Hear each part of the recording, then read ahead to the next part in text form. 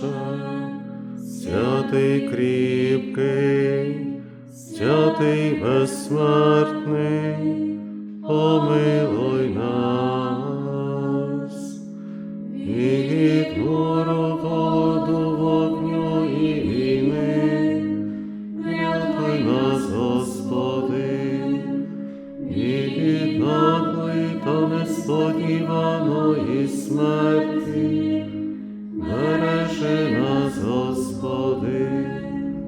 Ми грішні Тебе, Бога, просимо, прости нас, Господи. Ми грішні Тебе, Бога, просимо, вислухай нас, Господи. Ми грішні Тебе, Бога, просимо,